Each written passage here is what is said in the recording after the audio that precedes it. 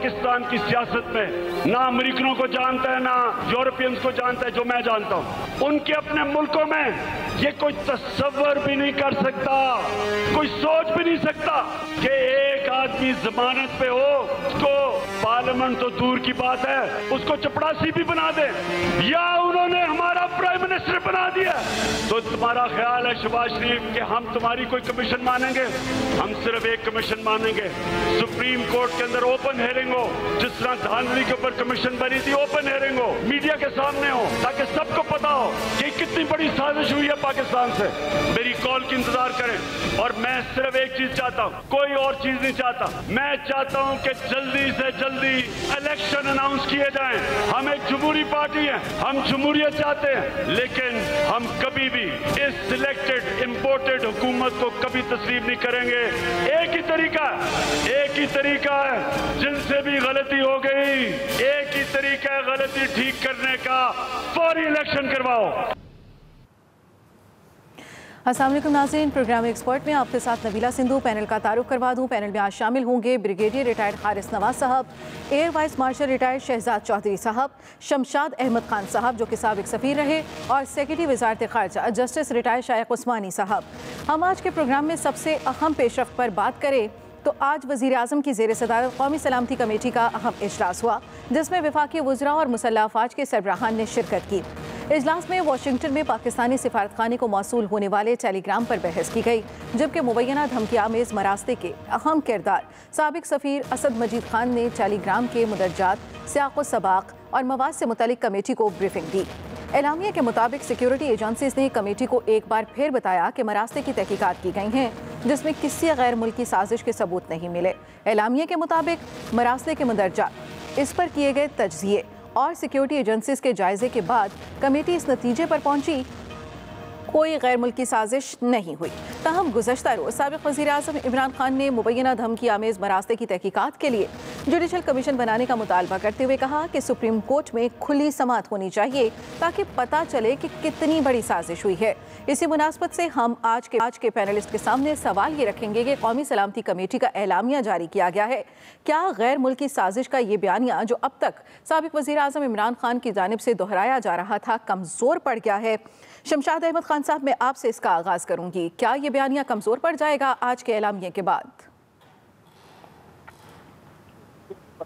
आप इस बयानिए को किस नज़र से देख रही हैं?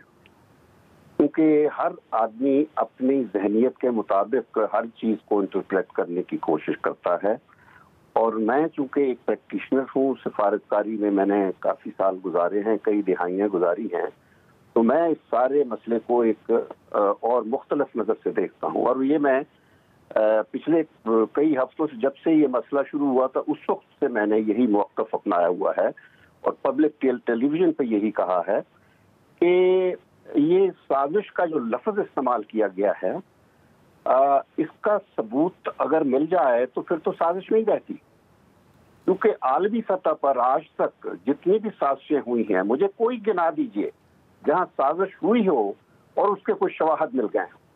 तो मकसद मेरा कहने का ये है कि साजिश जब की हो जाती है तो फिर उसका कभी भी कोई सबूत नहीं छोड़ा जाता। इसको तो आप, और जहां अमेरिका का ताल्लुक है तो अमेरिका इस किस्म की छोटी और वाहियात किस्म की साजिशें नहीं करता।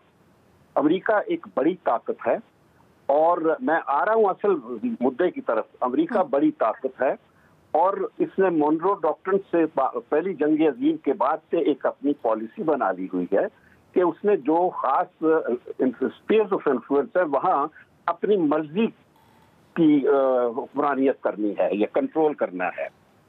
और अमेरिका के जो मफादात होते हैं वो न सिर्फ कौमी मफादात हैं, बल्कि उनकी वर्ल्ड वाइड पावर होती है, और उसके साथ एक और एलिमेंट कहा जाता है जिसको जिम्मेदारी कहा जाता है, रिस्पॉन्सिबिलिटी कहा जाता है, या लैक ऑफ इट।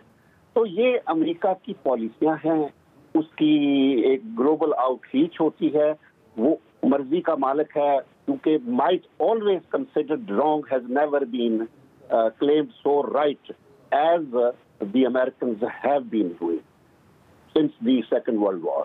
तो मकसद मेरा कहने का ये है कि ये साजिश का लफ्ज तो हमने इस्तेमाल कर लिया है अपने अपने मकसद की खातिर, ये है मुदाखलत। तो आपके हाईएस्ट इस इदारे में जो नेशनल सिक्योरिटी काउंसिल है उन्होंने बताया कि ब्लेटेंट इंटरवेंशन की है और इसकी उन्होंने इससे अपना इजहार नाराजगी का भी इजहार किया है।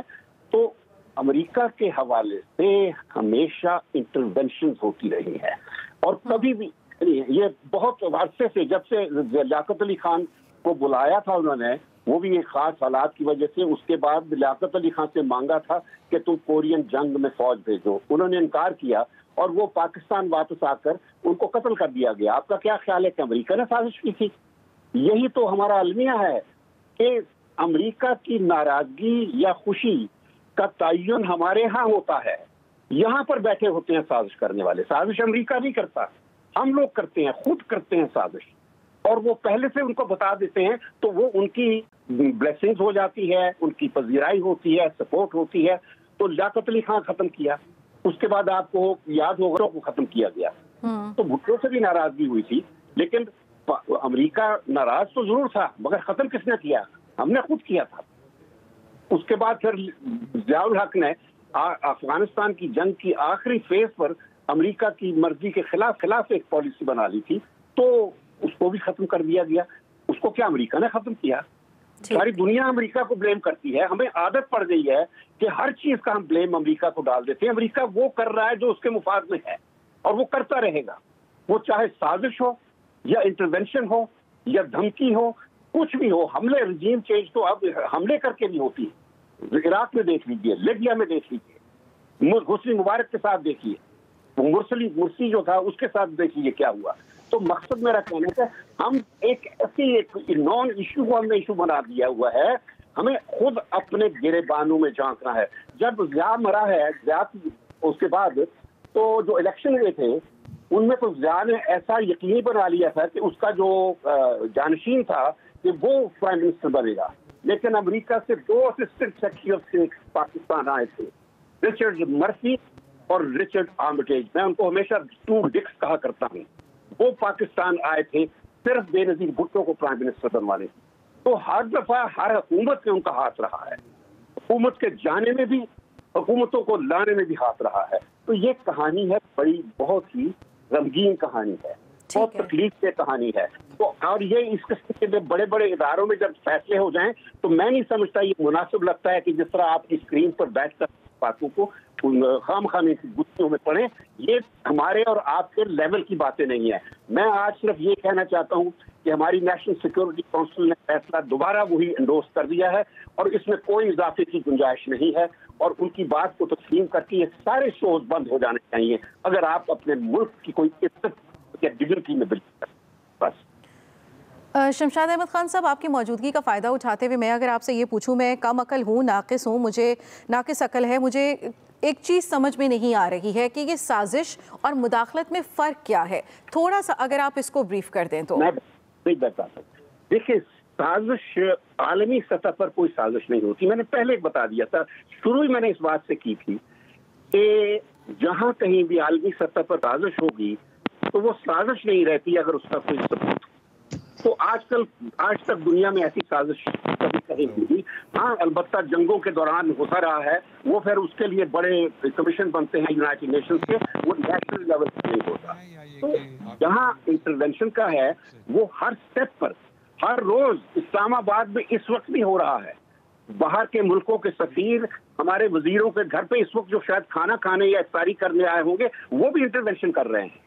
तो ये सिलसिला जो इंटरवेंशन का है ना, ये हमारे जहनों ने, क्योंकि मानूस नहीं है ना हम इन टर्मिनोलॉजी से, तो हम इनको अफसाना बनाने के लिए, ताकि टेलीविजन के टॉक शोज होते रहें, गप्पे चलती रहें, हर चीज स्कैंडलाइज हो जाए, तो ये टर्मिनोलॉजीज पर ही हम बहस करते रहें। इंटरवेंशन का लफ्ज आप डिक्शनरी में देख लीजिए क्या लफ्ज, आपको पता चल जाएगा।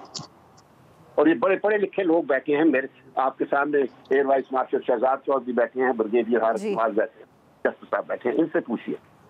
ठीक है, मैं आपसे भी रिक्वेस्ट करूंगी कि आप भी हमारे साथ ही रहिएगा। जस्टिस रिटायर्ड शेख उस्मानी साहब भी हमें ज्वाइन कर चुके हैं। शेख उस्मानी साहब, आपके सामने सवाल ये रखूंगी कि आज एक बार फिर एक मीटिंग हुई है और जो एलामिया उस मीटिंग का जारी किया गया है, वो जो पहला एलामिया जारी किया गया था उससे मुख्तलिफ नहीं है। फिर आज के इस इजलास की ज़रूरत क्या थी? नहीं, आज के इजलास की वास्ते थी चूँकि नई हुकूमत आ गई है और ये अब उस पर धब्बा लगाया हुआ है पुरानी हुकूमत ने कि आपको बाहर के लोग साजिश करके लेके आए हैं, तो इन वे वो ये कह रहे हैं कि आप गद्दार हैं, वो कहते भी हैं ओपनली। तो अब इस वजह से ये ज़रूरी था इस हुकूमत के लिए कि वो कुछ ना कुछ तो करे। तो सबसे इम्पोर्टेंट जो एक अदारा होता है गवर्नमेंट का, वो होता है नेशनल सिक्योरिटी काउंसिल। तो उसमें ये सिक्योरिटी की चीज़ें डिस्कस की जाती हैं। तीनों फोर्सेस के चीफ्स उसमें मौजूद होते हैं, इंटेलिजेंस के लोग वहाँ मौजूद होते हैं और फॉरेन ऑफिस के लोग मौजूद होते हैं। फिर वो बैठ के फैसला करते हैं कोई चीज़। तो यही चीज़ यहाँ पे भी हुई और उसकी वजह से, और वो जो कह रहे हैं, जो प्रीवियस गवर्नमेंट के इमरान खान साहब जो कह रहे हैं, वो कह रहे हैं कि जुडिशियल इंक्वायरी कराओ, जुडिशियल इन्वेस्टिगेशन कराओ। तो देखिए, जुडिशियल इंक्वायरी जो होती है वो हमेशा ऐसी होती है जिसमें कि जुडिशरी जब तक के दोनों साइड को ना सुने वो फैसला नहीं कर सकती। बिल्कुल, तो ये उनका ये उसूल है हमारी जुडिशरी का हमेशा से। तो अगर वो आप जुडिशियल इंक्वायरी के भेजें तो वो कहेंगे ठीक है, आप अपने एम्बेसडर को हमारे सामने पेश करें और अमेरिकन जिसने ये लेटर लिखा है उसको भी हमारे सामने पेश करें। ठीक है, तो शाहिद उस्मानी साहब, आप ये कहना चाह रहे हैं कि इमरान खान की तरफ से भी ये मुतालबा किया गया है कि इस पे जुडिशियल कमीशन बना दिया जाए, तो आप भी यही कहना चाह रहे हैं कि एक जुडिशियल कमीशन होना चाहिए इस सारे मामले पर? नहीं, मैं ये नहीं कह रहा हूँ। मैं ये कह रहा हूँ कि जुडिशियल कमीशन तो हो ही नहीं सकता इस मामले में। इस मामले में हो ही नहीं सकता, क्योंकि जुडिशरी हमेशा दोनों साइड्स को सुनती है। और यहाँ पर अगर आप कहें कि अमेरिका का जिसने ये लेटर भेजा था, वो जो उनका फॉरेन ऑफिस का आदमी था, वो यहाँ आए और आकर के एविडेंस दे, सवाल ही नहीं पैदा होता। तो ये तो जुडिशियल इंक्वायरी तो इसकी हो ही नहीं सकती इस केस में। सिर्फ ये हो सकती है नेशनल सिक्योरिटी काउंसिल के सामने सारे लोग उन्होंने बैठकर पहले भी कुछ इसके डिस्कशन की थी और एक नतीजे पहुंचे थे। आज जो भी नतीजा था उसको कंफर्म कर दिया उन्होंने कि कोई साजिश की बू नजर नहीं आ रही है इसके अंदर।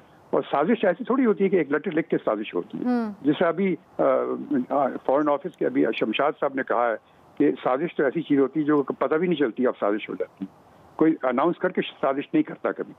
तो मेरे ख्याल में ये एक पॉलिटिकल मोटिव है।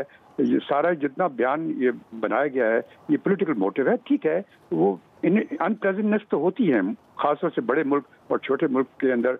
बड़े मुल्क दबाव डालना चाहते हैं हमेशा और उसकी वजह से अनप्लेजेंटनेस तो होती है। आपको मालूम है अयूब खान को, हालांकि इतनी सपोर्ट करता था अयूब खान अमेरिकन की, इवेंचुअली उसको किताब लिखनी पड़ी फ्रेंड्स नॉट मास्टर्स, दिखाने के लिए कि हम आपके दोस्त हैं और हम आप हमारे मास्टर नहीं। तो ये एक नॉर्मल डिप्लोमेटिक चीज है और इसको बिला वजह इतना बिल्डअप किया गया है पॉलिटिकल एंड्स के लिए, इसी वजह से ये चीजें हो रही हैं। ठीक है, air vice marshal retired Shahzad Chaudhry साहब, आपकी जानिब आऊँगी और आपसे ये जानना चाहूँगी, एक तो यही बात कि जो कहा जा रहा है, फिर ये जो जुडिशल कमीशन का मुतालबा किया जा रहा है इमरान खान की जानिब से, ये क्यों किया जा रहा है? और दूसरी बात ये कि इस तरह के मरासले को नॉर्मली लेना चाहिए या फिर जितना सीरियस इमरान खान ले चुके हैं, ये इतनी सीरियस नौयत का मामला है? देखिए, पहली बात तो शमशाद अहमद खान साहब बैठे हैं, मैंने उनको सुना नहीं है, इसलिए अगर मेरी कोई ऐसी बात हो जो कि उन्होंने जो कहा है उसकी नफी होती हो तो उनकी बात को ज्यादा मुस्बत समझना चाहिए, मेरी गलती होगी वो। In his presence I don't think I can say more. लेकिन मुझे ये कहने दीजिए, क्योंकि मैं भी एक सफारती तजर्बा रखता हूँ थोड़ा बहुत, उतना तो नहीं शमशाद साहब का है, तो वो कहने दीजिए कि देखिए दो चीजें, साजिश वो है जो कि मिल मिला के छुप छुपा के लोगों को शामिल करके जो कि नैरेटिव इमरान खान ने बिल्ड किया है, उसके साथ एक रिजीम चेंज की जाए, किसी को उभारा जाए, कोई रियासत के खिलाफ कदम उठाया जाए, वो साजिश होगी। मिसाल के तौर पे अगर ये कहा जाए कि हिंदुस्तान ने कुलभूषण यादव को इस्तेमाल करते हुए पाकिस्तान के अंदर पाकिस्तान के खिलाफ, रियासत के खिलाफ साजिश की और तैयार की, तो वो साजिश होगी। उसको पकड़ा गया, एक साजिश बन गई। मुदाखलत का जहां तक अमल है, मुदाखलत भी एक सख्त लफ्ज है। एक होता है जैसे कहना चाहिए इररिस्पॉन्सिबल स्टेटमेंट, यानी आप एक अनडिप्लोमेटिक स्टेटमेंट। वो हम जो सफीर रह चुके हैं हम लोग, हमें पता है। मिसाल के तौर पे मैं श्रीलंका में था और तो मैं कभी उनके वज़रा से मिलता था या उनके गवर्नमेंट के बाकी हकाम से, तो क्या होता था, अच्छा तो सियासत जो आजकल चल रही है, जो आपकी ऑपोजिशन पार्टी है, वो तो आपके बारे में ये कह रही है।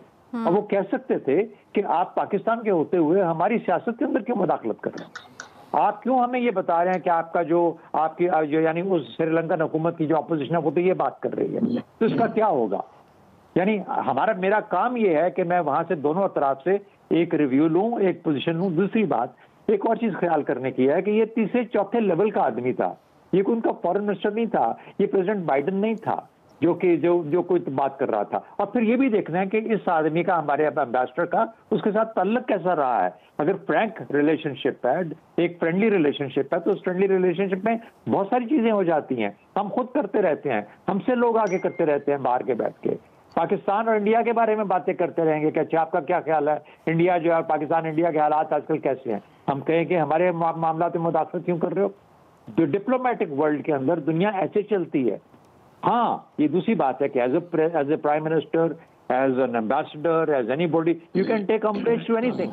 आपको पता है फिलीपींस का एक सदर है, प्रेसिडेंट ड्यूटार्ट, अभी भी है। प्रेसिडेंट ड्यूटार्ट ने बैठे बैठे फिलीपीन के अंदर कहाँ बैठे, अमेरिका के सदर के साथ, ट्रंप के जमाने में उसके साथ कोई मुखालफत ले ली खाम में अपनी तकरीरों के अंदर। अच्छा, उसके मसाइल होंगे, कुछ वजह होगी, लेकिन कहाँ फिलीपींस, कहाँ अमेरिका, और वो तो चले फिर साउथ चाइना सी पे बैठा हुआ है। हमारा तो अब अमेरिका के साथ कोई लेना देना भी नहीं, अब तो अफगानिस्तान से भी वो चला गया। तो उनको हमारे अंदर इतनी शिकायत किस तरह पैदा होगी। तो ये जो मैं शाहिद उस्मानी साहब कह रहे थे कि पॉलिटिकल माइलेज के लिए एक नैरेटिव जरूर बिल्डअप किया गया, लेकिन इसकी कोई उससे ज्यादा हैसियत नहीं है, ना ही इंटरफेरेंस बनती है। ये वो गुफ्तगू है जो कि आमतौर पे सुफरा और सफीरों के साथ आपस में बातचीत होती है इस तरह की, उसको वो रंग दे देना कि हमारे मुदाखलत आप कर सकते हैं। वज़ीर आज़म आप कह सकते हैं कि मैं रूस के साथ तल्लुका ज्यादा अच्छा रखूंगा, आप कह सकते हैं कि मैं अमेरिका के साथ अपने रिलेशनशिप को कूल करूंगा, वार्म नहीं रखूंगा। It can be your policy preference.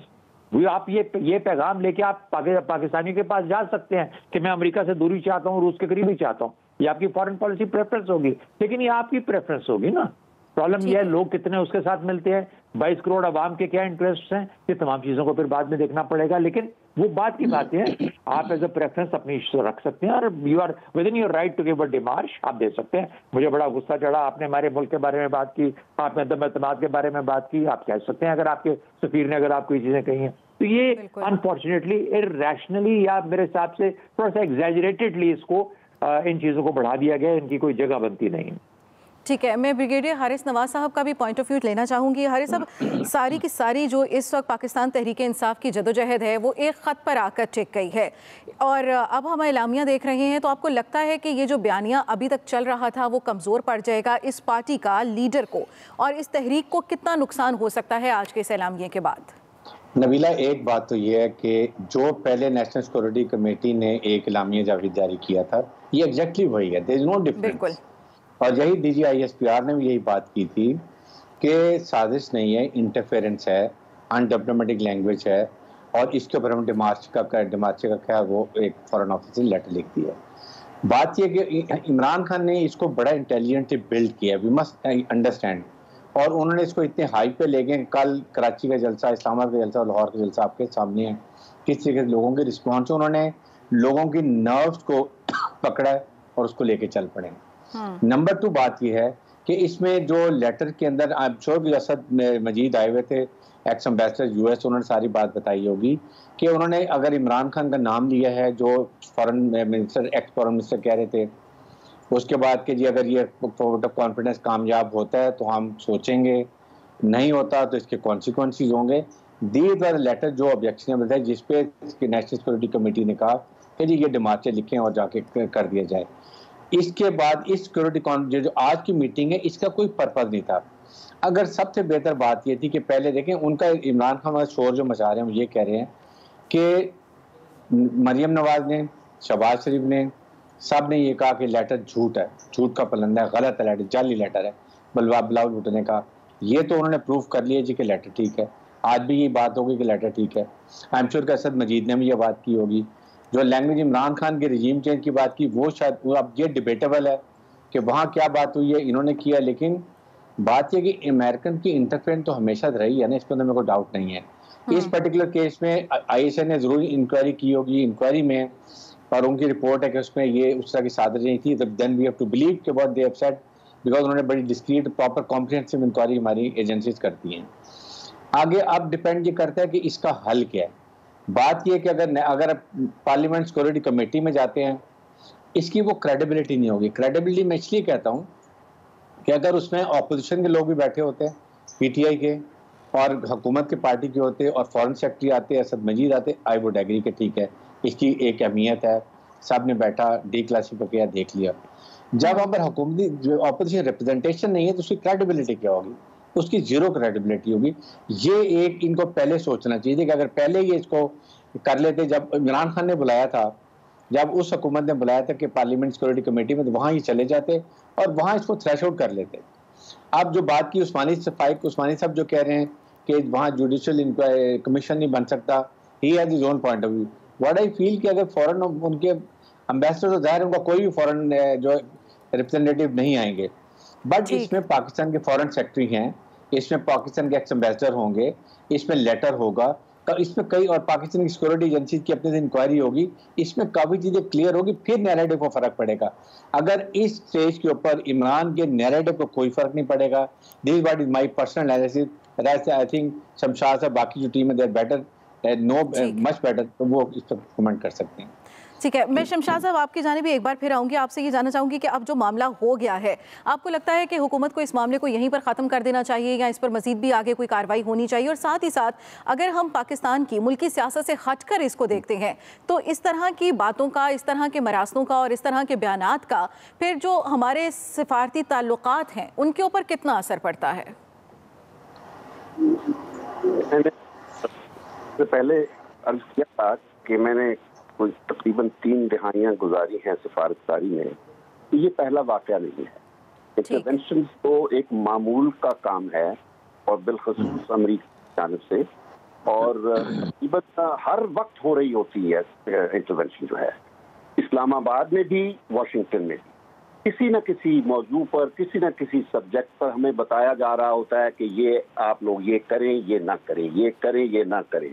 बदकिस्मती ये है, मैं आपसे आज ये कहना चाहता हूँ कि अब तक हमारा कोई ऐसा हुक्मरान नहीं आया जो इन इंटरवेंशंस का खड़े होकर जवाब दे कि मैं ये नहीं करूँगा क्योंकि ये मेरे मुल्क के मुफाद में नहीं है।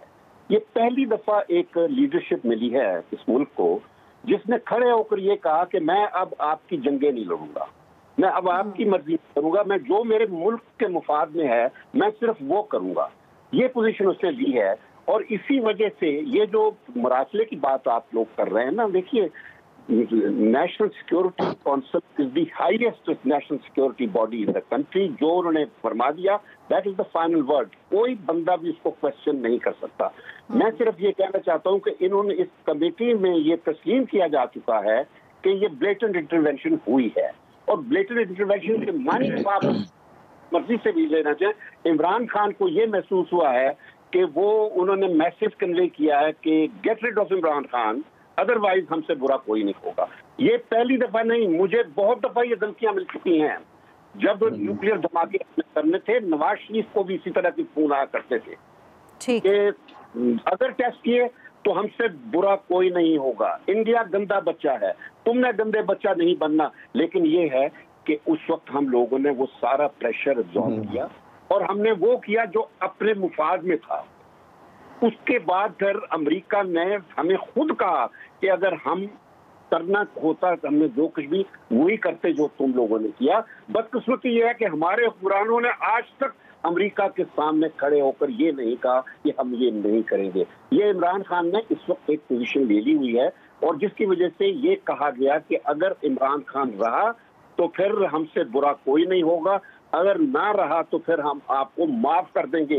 ये अल्फाज हैं जो बहुत बहुत ही इंसल्टिंग अल्फाज हैं इस इंडिपेंडेंट रियासत के लिए। एक न्यूक्लियर ताकत आज तक छोटे छोटे मुल्कों को ये धमकी नहीं दी है कि माफ कर देंगे। ये आपकी डिग्निटी कहाँ चली गई आप लोगों की? मुझे तो ये है कि हम इतना भी महसूस नहीं करते कि हमें ये धमकी दी गई है कि आपकी तो डिग्निटी कोई नहीं, हम माफी देंगे तो आप सर्वाइव करेंगे। अरे भाई ये कहाँ की बात है, कहाँ की दोस्त है? यही तो बात है, मसला तो और कुछ नहीं, ये कोई चीज नहीं है, मसला इमरान खान है सारा। तो अगर उसने स्टैंड ले लिया है, उसने ये कहा कि जी जुडिशल, मैं बिल्कुल खिलाफ हूँ जुडिशल इंक्वायरियों के, दे एंड अप नोवेयर। मैं जज साहब से माजरत के साथ कहना चाहता हूँ, जितनी जुडिशल इंक्वायरीज हुई है वो बिल्कुल रद्दी के टोकरी के अलावा और कुछ नहीं कहा, कभी कुछ नहीं नतीजा निकला किसी भी बड़े वाक़े का देख लीजिए। तो ये जुडिशल इंक्वायरी से कोई फर्क नहीं पड़ेगा। बात सिर्फ ये है कि सियासतदानों को अपनी आज ये फैसला करना है कि क्या हम दूसरों के मुफादात में फैसले करेंगे या अपने मुफादात में फैसला करेंगे। सही, असल फैसला ये करना है और सब चीजें सेकेंडरी हैं। खुदा के लिए ये सियासतदानों को किसी तरीके से ये समझा दीजिए कि अब वक्त आ गया है कि अब आप उनकी जो होती है ना पिट्ठू बन के अमेरिका के या बड़ी ताकतों के, हमने चीन के साथ बड़े अच्छे ताल्लुकात उस्तवार किए, रूस के साथ बड़े अच्छे किए, और हमारी हमेशा पॉलिसी ये रही है कि एक रियासत के साथ, एक ताकत के साथ जो रिश्ता होता है, it is never at the cost of our relationship with the other part. हमने एक बैलेंसिंग हमेशा सिफारतकारी में कायम रखा है। तो ये भी था, लेकिन सिर्फ अमेरिका इस किस्म की तड़ियां देता रहता है, जो दब गया वो दब गया और हम दब गए। ये बड़ी बदकिस्मती है कि हमने अपना मुल्क प्लेटर में रखकर अमेरिका के हवाले कर दिया।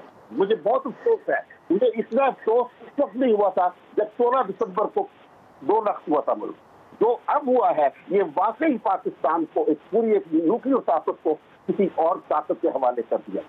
ये अमेरिका का जो पहला सदर था जॉर्ज वॉशिंगटन, इसने अपनी फेयरवेल की जो कांग्रेस में 1796 में उसने ये कहा था कि nation that leave themselves at the mercy of other parts who not deserve to remain sovereign, and if they continue to seek disinterested favors from those parts, they lose their sovereign independence and freedom of action. तो हमने वही कर दिया।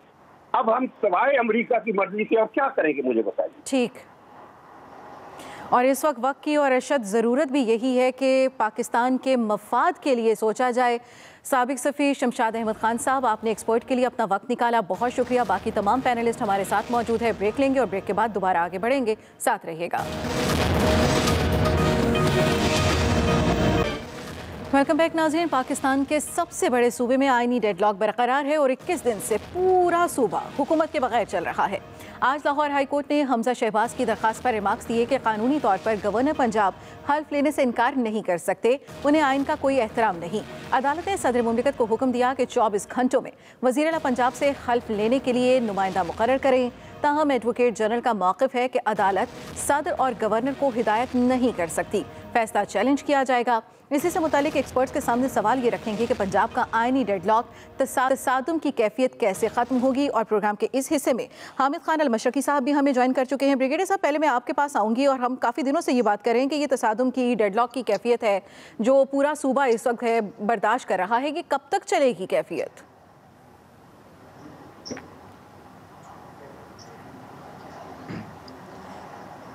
Brigadier साहब, आपको आवाज़ आ रही है? हामिद मशरकी साहब, मैं आपके सामने ये सवाल रखूंगी कि ये तसादुम की कैफियत कैसे ख़त्म होगी, पंजाब का आइनी डेडलॉक कैसे ख़त्म होगा? जी नबीला, बहुत शुक्रिया। देखें, बात ये है कि ये बड़े अफसोस की बात है जो सूरत हाल इस वक्त बनी हुई है पंजाब में। और आपने देखा कि एक तरफ से उस्मान बुज़दार के इस्तीफे को जो है वो कहा जा रहा है कि शायद उन्होंने लीगल इस्तीफा नहीं दिया, वज़ीर आज़म को भेज दिया, सदर को नहीं भेजा गया। दूसरी तरफ हमजा शहबाज 197 वोट्स लेकर अपनी मेजॉरिटी साबित कर चुके हैं, आईनी तौर पर वो असेंबली के अंदर मेजॉरिटी साबित कर चुके हैं। तो इस हवाले से मेरा ख्याल ये है कि इस मसले को जल्द से जल्द हल करना बहुत जरूरी है। और चाहे वो गवर्नर पंजाब हो या सदर पाकिस्तान हो, किसी को भी इस मामले को अना का मसला नहीं बनाना चाहिए। और जो आईनी तरीकाकार है उसको फौरी तौर पर अडॉप्ट करना पड़ेगा। अदालत के लिए बड़ी पाकिस्तान में नबीला बड़ी प्रॉब्लम होती जा रही है कि हर मसले का हल अदालत से लिया जा रहा है, हर मसले के लिए अदालत की तरफ रुजू किया जा रहा है। और उसकी वजह से अब अदालत की और अदालत के इख्तियारात के ऊपर सवालात उठने लग गए हैं। इससे कोई इनकार नहीं कि दुनिया में कहीं भी बहुत सारे कवानीन देखे जाएं तो अदालत को डायरेक्ट इख्तियार नहीं होता सदर या किसी को इस तरह ऑर्डर करे। उससे मतलब आइन पाकिस्तान बारे में बड़ा क्लियर है कि सदर जो है वो इस तरह ऑर्डर्स के मातहत नहीं है। लेकिन मसला ये है कि फिर सुनवाई के लिए आ जाया जाए, एक बात। दूसरी बात ये कि क्या सूबे को इस तरह बगैर किसी नज़्मो ज़ब्त के और बगैर किसी वज़ारत आला के छोड़ा तो नहीं जा सकता। मेरा ख्याल ये है कि इस तसादुम को मिल बैठकर फौरी तौर पर हल करना पड़ेगा, वरना ये मामला और ख़राब होता नज़र आ रहा है। और इस खराबी, देखें, पंजाब में खराबी का मतलब ये कि आधे पाकिस्तान में खराबी है। पंजाब में अगर एडमिनिस्ट्रेशन या गवर्नमेंट नहीं है तो उसकी वजह से बहुत सारे मामला लटके हुए हैं। मेरा ख्याल ये है कि आइंदा आने वाले दिनों में गवर्नर साहब को भी और इधर से जो हैं हमजा शहबाज और इन सबको मिल बैठकर किसी ना किसी सूरत हाल पर पहुंचना पड़ेगा। अगर तसादुम हुआ तो ये तसादुम बहुत खतरनाक होगा। ना पंजाब इसका मुतहम्मिल हो सकता है, ना पाकिस्तान इसका मुतहम्मिल हो सकता है। ठीक है ब्रिगेडियर साहब, किस तरह से इस डेडलॉक को खत्म किया जा सकता है? और हामिद साहब कह रहे हैं कि मिल बैठकर बात करनी होगी। अगर मिल बैठकर ही बात करनी होती तो मामला अदालतों तक जाता क्यों? देखें, पहले कोर्ट की यही कोशिश रही है कि ये असेंबली के अंदर सॉल्व होना चाहिए, और ये बड़ी अफसोसनाक बात इसलिए है कि क्या अवाम अपने नुमाइंदे चाहे वो प्रोविंस में हो या नेशनल असेंबली में इसलिए चुनते हैं कि वो उनके बजाय मसाइल हल हो, लेजिस्लेशन हो, और वहाँ बैठ के वो आपस में लड़ाई झगड़े करें, और पूरी पाकिस्तान को दुनिया को क्या मैसेज आ रहा है। आई थिंक ये बड़े अफसोसनाक बात है। अब इसका देखें, हाई कोर्ट ने ऑर्डर कर दिया कि जी governor should take the oath. Governor ने, क्योंकि गवर्नर हाई कोर्ट के अंडर नहीं है, तो उन्होंने अपने एक रीजन बना के प्रेसिडेंट ऑफ पाकिस्तान को लेटर लिख दिया है। अब it depend on president of Pakistan, और हाई कोर्ट ने प्राइम मिनिस्टर प्रेसिडेंट के लिए ये लिखा है कि high court expect that president is going to consider it because they can't give objective order to president of Pakistan. अब it depend on president of Pakistan, वो 2 हफ्ते रख लें, 3 हफ्ते पड़े रहें, हु विल फोर्स हिम। और नंबर 2, इसके दौरान में इंट्रा कोर्ट अपील जो है वो एडवोकेट जनरल पंजाब ने डाल दी है, इसका मतलब ये और डिले होगा। बात ये कि कहीं ना कहीं इस जो एक टकराव हुआ है इसको ख़त्म करना है। पिछले 1-1.5 महीने से पंजाब गवर्नमेंट नहीं है। आई डोंट नो कैसे फंक्शन कर रहे हैं, इतना बड़ा सूबा है और उसको कैसे चलाया जा रहा है। ये बहुत ज़रूरी है, इसको मजाक नहीं बनाना चाहिए। 2 ही तरीके हैं, या तो प्रेसिडेंट शुड, आपकी उनकी कॉन्स्टिट्यूशनल अपॉइंटमेंट है, इमीडिएटली इसको रिजॉल्व करें और गवर्नर से बात करें कि क्या उन्होंने ज़ाहिर अपने रीज़न लिखती होंगे, वो देखने चाहिए। गवर्नर को मेरे ख्याल में ये अंडरस्टैंडिंग है कि जी ये जिस तरीके से ये इलेक्शन हुआ बाहर बैठ के किया गया, सेक्रेटरी था, डिप्टी सेक्रेटरी था, खुद ही फैसला कर लिया, इसको कर लिया होगा, या हाई कोर्ट ने गिवन ऑर्डर के जी ठीक है इसको री-इलेक्ट कर ले, इलेक्शन कर लें, और प्रॉपर तरीके से ऑन सो डेट असेंबली बैठ के नो लड़ाई झगड़ा, नो कुछ भी करें, दोबारा कर लें। फिर भी ज़ाहिर है जितना हमदा शहबाज हैं, इसको इस तरीके सॉल्व करने का तरीका ये लटक जाएगा। आई कैन एश्योर यू ये 1-1.5 महीने तक ये मसला चलेगा अगर इस तरीके चलेंगे तो। इसके लिए हाई कोर्ट को ऑर्डर चाहिए थे कि जी आप बैठें, सेक्रेटरी, डिप्टी सेक्रेटरी और साथ आपके जो स्पीकर हैं, इसके मसले को रिजॉल्व करें, री-इलेक्ट करें और शुरू कर दें, क्योंकि फिर भी मेजॉरिटी जो है वो हमदा शहबाज शरीफ के पास है। He could have easily one it, लेकिन इस 1-1.5 महीने में आप देखें, पहले 2 महीने गुजर गए हैं, 1 महीना और होता है, कितना बड़ा नुकसान होगा। और Punjab is the leader for any success in centre के लिए। I think this need to be resolved immediately, otherwise ये सींग फसाना, दुनिया को क्या मैसेज दे रहे हैं, पाकिस्तान की आवाम के दे रहे हैं, और ये सारे को लेके इमरान खान बड़ा एक इंटेलिजेंटली, जो एक मेरे में तरीका गलत है कि वो इतना इसको हाइप के ऊपर लेके जा रहे हैं और इतना नैरेटिव बिल्ड कर रहे हैं, जो पाकिस्तान के अवाम इसको बाय कर रहे हैं और इसका वो एक्सप्लॉइट कर रहे हैं। ठीक है, ब्रिगेडियर रिटायर्ड हारिस नवाज साहब, हामिद खान अल-मशरकी साहब और जस्टिस रिटायर्ड शाइख उस्मानी, प्रोग्राम में इस हिस्से में हमारे साथ रहने के लिए आप तीनों हजरात का बहुत शुक्रिया। ब्रेक लेंगे और ब्रेक के बाद दोबारा हाजिर होंगे, साथ रहिएगा।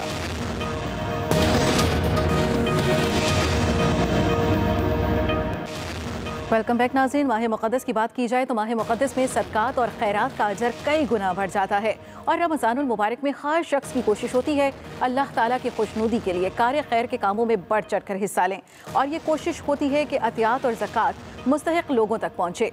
अख़ुवत फाउंडेशन आपके अतियात और ज़कात हक़दारों तक पहुँचाने में अपना अहम किरदार अदा कर रही है, और गरीबों और मुस्तहिक़ीन को मोहताजी के बगैर खुद कफ़ील बनाने के लिए कोशां है, और कर्ज़, तालीम, सेहत समेत दीगर फलाही कामों में मसरूफ़ अमल है। आज अख़ुवत फाउंडेशन के चेयरमैन डॉक्टर अमजद साकिब साहब हमारे साथ मौजूद हैं, उनकी मौजूदगी का भरपूर फ़ायदा उठाएंगे। सबसे पहले तो अमजद साकिब साहब, बहुत शुक्रिया, आपने एक्सपर्ट के लिए अपना कीमती वक्त निकाला, और हमारी तरफ से आपको बहुत बहुत मुबारकबाद के अभी कुछ ही देर पहले एक्सप्रेस न्यूज़ पर ही ये खबर चली कि आपको नोबेल इनाम के लिए नामजद कर लिया गया है। हमारी दुआएं, हमारी नेक तमन्नाएं आपके साथ हैं। हम आपसे सबसे पहले ये जानना चाहेंगे कि अख़ुवत तो कर्ज़ हसना का काम करता है, माजरत, इसके अलावा कौन कौन से आपके प्रोजेक्ट्स हैं? देखें, पहले तो मैं आपका मशकूर हूँ, आपकी नेक ख्वाहिशात का, आपकी दुआओं का। अख़ुवत को जो भी एज़ाज़ मिला वो दरअसल पूरी कौम का एज़ाज़ है, क्योंकि अख़ुवत represents the best in our society. दूसरी बात यह है कि अख़ुवत को सिर्फ़ आप कर्ज़ों का प्रोग्राम मत समझें, अखुवत दरअसल एक सोच और फ़िक्र का नाम है कि कैसे हम एक ख़ूबसूरत मुआशरा बना सकते हैं। अखुवत का जो जिसे कहते हैं ना कि माखज़ वो मवाख़ात की तालीम है जो नबी पाक सल्लल्लाहु अलैहि वसल्लम ने दी। आप सल्लल्लाहु अलैहि वसल्लम ने फरमाया कि अगर एक अंसार एक महाजर को अपना दोस्त बना ले, भाईचारे के रिश्ते में परो ले, तो दोनों बेहतर ज़िंदगी गुजार सकते हैं। तो ये महाजर और अंसार दरअसल दो आप समझें कि एक इस्तारा हैं, दो तबकात की निशानदेही करते हैं, हैव्स और हैव नॉट्स की। तो अखुवत ने यहीं से फैज़ हासिल करते हुए ये सोचा कि अगर पाकिस्तान में आधे लोग खुशहाल हैं, आधे खुशहाल नहीं हैं, तो उनके दरमियान भी अगर वही मवाख़ात का रिश्ता कायम हो जाए तो हम यकीनी तौर पर एक ख़ूबसूरत मुआशरा बना सकते हैं। इसलिए जब हम अखुवत की बात करते हैं कि अखुवत एक अदारा है जिसने मवाख़ात के तवस्सुत से ये सोच सीखी और फिर उसके बाद अपना एक निज़ाम यूँ बनाया कि हम मवाख़ात यूँ करेंगे कि कर्ज़ हसन फ़ंड होगा, सदक़ात का फ़ंड होगा, उसमें जो लोग हैव्स हैं वो कंट्रीब्यूट करेंगे और फिर इस अदारे को बहसीत कस्टोडियन ये फ़र्ज़ सौंपा जाएगा कि वो आगे ज़रूरतमंद लोगों को ढूँढें और मवाख़ात का अमल मुकम्मल हो।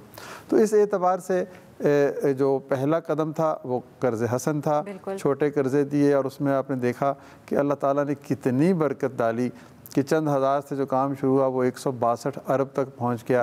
एक कर्ज़ा 50 लाख कर्ज़ों में पहुंच गया और ये दुनिया का कर्ज़े हसन का सबसे बड़ा प्रोग्राम बन गया। बिल्कुल, जिसको बैनुल-अक़वामी सतह पर भी काफ़ी पज़ीराई मिल चुकी है। अच्छा सर, इसके साथ ही आप कर्ज़े हसना के काम तो कर ही रहे हैं, लेकिन आप यूनिवर्सिटी भी बना रहे हैं। जी। और उस यूनिवर्सिटी की तकमील के बारे में हमें बताइएगा। जी, यूनिवर्सिटी भी यही इसी का एक अगला है। यानी हम कहते हैं कि अगर कर्ज़ा बगैर सूद के है तो तालीम बगैर फ़ीस की होनी चाहिए। वो बच्चे जो आज फ़ीस नहीं दे सकते वो आज पढ़ लें, 10 साल बाद फ़ीस दे दें, जब वो ज़िंदगी में किसी मुकाम पे पहुँचें तो फिर रेसिप्रोकेट भी तो कर सकते हैं ना, फिर भी नेकी का जवाब नेकी की सूरत में दे सकते हैं। तो इस हवाले से हमने कहा कि एक अदारा बनना चाहिए। हमारे दोस्तों ने, हमारे जो डोनर्स हैं, हमारे साथी जो हैं, तो उसमें हम बड़ी पेशरफ्त कर चुके हैं। हमारे कॉलेजेस बन चुके हैं, बहुत बड़ी हमने जगह ले ली, इमारत भी तामीर हो गई, क्लासेस भी शुरू हो गई। अभी बहुत जल्द हम यूनिवर्सिटी का स्टेटस भी ले लेंगे। तो मकसद यही है कि जो भी काम है वो मवाख़ात है। और ये मैं सिर्फ अखुवत की बात नहीं करता, हर शख्स को मवाख़ात करनी चाहिए। हर शख्स मवाख़ात करता है, उसको बस इंस्टीट्यूशनलाइज करना है। बाकी अदारे जो सिविल सोसाइटी ऑर्गेनाइजेशंस हैं वो भी यही काम करते हैं, वो भी नेकी फैलाती हैं, वो भी इसार और कुर्बानी की बुनियाद पर लोगों के आंसू पूंछते हैं। हम भी यही कहते हैं कि हम सब मिलकर बहसीत कौम, फ़र्द की सतह पर भी और अदारे की सतह पर भी, अगर एक एक दो दो लोगों को अपनी ज़िंदगी का साथी बना लें, उनको कहें कि भीख नहीं मांगनी, ये लो 50,000 रुपये, ये लो 1 लाख रुपये, जाओ जाके कारोबार करो, तो यूँ हम सेल्फ एम्प्लॉयमेंट जनरेट करेंगे।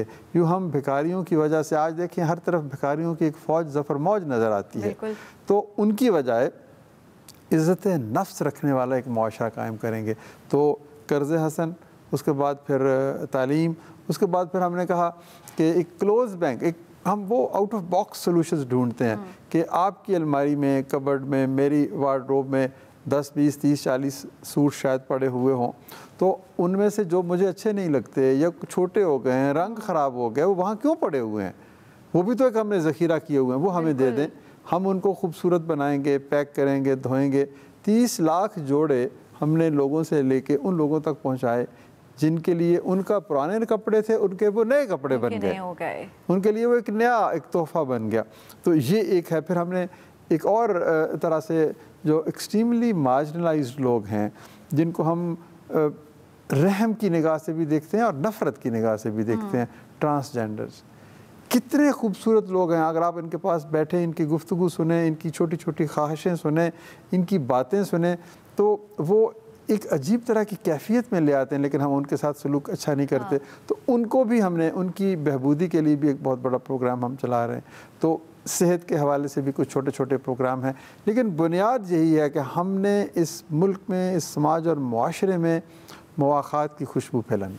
बिल्कुल, और अल्लाह करे कि ये खुशबू इसी तरह से फैलती भी रहे। सर, आपसे ये जानना चाहेंगे कि इस तरह के मतलब आउट ऑफ द बॉक्स जाकर सोचना और इस तरह के प्रोग्राम्स लेकर आना और उन प्रोग्राम्स को पाया तकमील तक पहुंचाना एक बहुत बड़ा काम है, और ख़ुसूसन 50 लाख लोगों को गुर्बत की ज़िंदगी से निकाल कर ले आना, इससे बड़ा कोई काम हो ही नहीं सकता।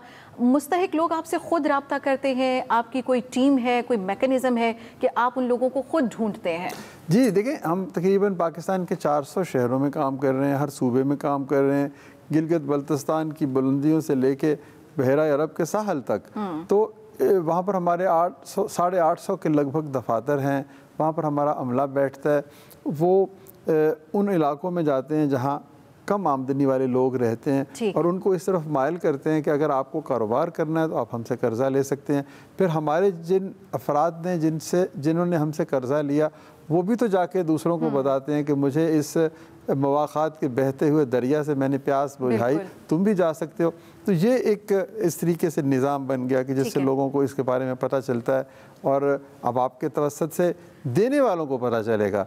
यानी दो तरह के लोग हैं ना। यही कहना चाह रही थी कि हम भी इस अख़ुवत में, इस काम में, इस कार्य खैर में हिस्सा डालना चाहते हैं। हमारे प्लेटफॉर्म से अगर आपका कोई पैगाम हो तो। जी यही पैगाम है कि आप अख़ुवत के साथ मिल के गुर्बत के ख़िलाफ़ जदोजहद करें। तो आप अख़ुवत को सदक़ात दें, अतियात दें, ज़कात दें। आप अख़ुवत से हटकर अपने तौर पर अपनी अख़ुवत बना लें, क्योंकि आपने तो मवाक़ात की उस दरख्शां रवायत पर अमल करना है जो आपकी विरसा है, मेरा विरसा है। तो वो भी करें, किसी और अदारे के साथ करें। हमारे जो काम है वो कर्ज़ हसन के हवाले से मैं समझता हूँ कि एक यूनिक चीज़ है कि जिसमें हम किसी की इज्जत पर हर्फ नहीं आने देते। ये बहुत बड़ा काम है और हम भी इस कार्य खैर पे आपके साथ हैं। आपने हमें वक्त दिया, शुक्रिया। और एक बात हमेशा याद रखिएगा, मेहनत और नेकी कभी ज़ाया नहीं जाती। एक्सपर्ट से इतना ही, दीजिए इजाज़त, अल्लाह के बाद।